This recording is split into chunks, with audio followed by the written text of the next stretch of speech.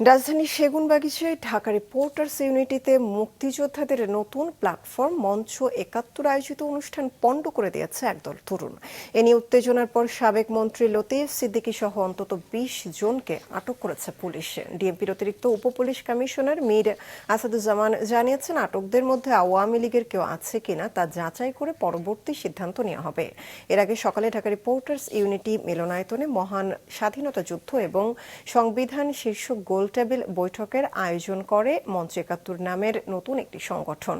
কিন্তু জুলাই যোদ্ধা ব্যানারে একদল তরুণ সেখানে গিয়ে অনুষ্ঠান বন্ধ করে দেয় এবং সাবেক আওয়ামী লীগ নেতা ও এমপি লতিফ সিদ্দিকী, ঢাকা বিশ্ববিদ্যালয়ের অধ্যাপক হাফিজুর রহমান কার্জন, সাংবাদিক মঞ্জুরুল আলম পান্না সহ উপস্থিত অন্যদের অবরুদ্ধ করে রাখে।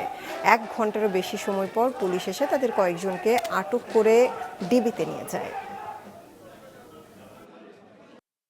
আমরা খবর পেয়েছি যে এখানে আপনাদের লতিফ সিদ্দিকী সহ আওয়ামী লীগ এবং যুবলীগের এরা নাকি এখানে জড়ো হয়েছিল, মিটিং করছিল। ওই খবর পেয়ে আমরা আসছি, এসে আপনারা দেখছেন যে এরা মানে দলগণই আমাদের হাতে তুলে দিয়েছে। আমরা এখনো যাই না যে কে আসলে মুক্তিযোদ্ধা কে, আমরা এটা যাচাই বাছাই করবো, যাচাই করে লিগ্যাল যে প্রসিডিউর হবে, আইনগত ব্যবস্থা, সেটা আমরা পদক্ষেপ গ্রহণ করব।